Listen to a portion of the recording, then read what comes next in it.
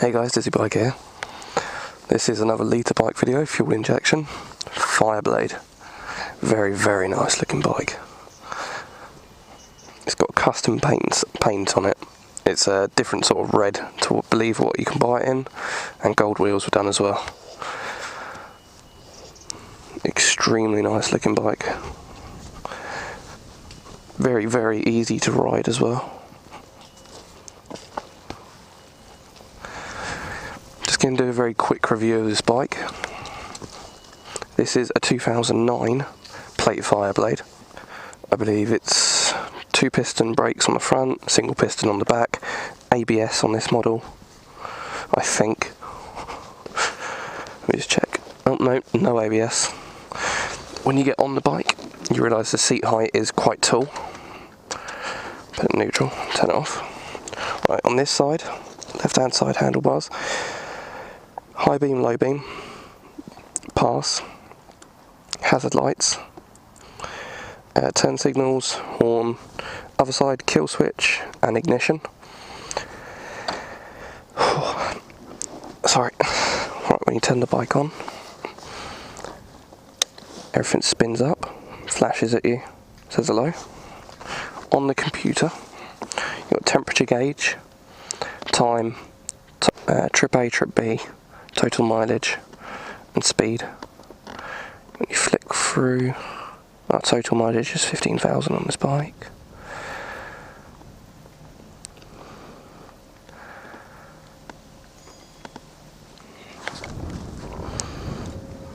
Got some people looking at me like I'm a bit weird.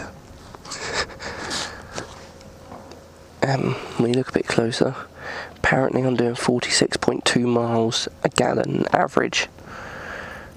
I've got 28.7 gallons normal. I don't know. Hasn't got a fuel gauge, which I think is a must on most bikes. Just a little necessity. Hinged petrol cap, I think. Yep, hinged petrol cap. Not a lot of fuel in the bike. Let's go for a bit of a ride. Fuel injection, I'm pretty sure this is ride by wire, I'm not 100%, but very loud, well, loudish as standard. That's just straight off the clutch, 10 miles per hour. Pull second gear, 11 miles per hour, third gear, 13 miles per hour, fourth gear, 15, sixth gear,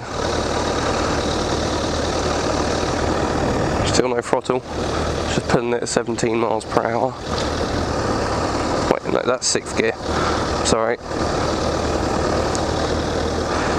18 miles per hour. Maybe try and throttle it, and it pulls it pretty quick as well. It's a very... Soon I think I'm going to starting my videos somewhere different. I mean, I'll start most of my videos in this place because, sorry, excuse my hands, put my sunglasses down. I start most of my videos here, but it's just one of my favourite places to be. And it's got a rev light as well, so it tells you when to shift to get the best performance. Like, there's 40 miles. 6,000 revs out of 13,000 in first gear. It was doing 40. I've been told this bike will break the speed, national speed limit in first gear, which it's just insane. What I quite like about this bike is the indicators are in the mirrors, so all the fairing looks nice. There's nothing really stopping it, sort of thing. It's like, it's all nice and smooth, there's no bumps or anything on it. I know it may sound strange, but in my head that makes sense. You probably just think I'm rambling for no reason.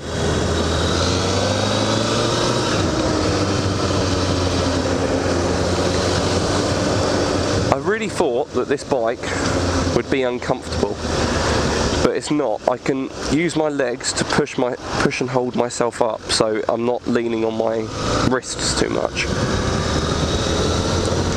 When I'm filtering on this bike, that's a bit of a different story, but my street triple over there.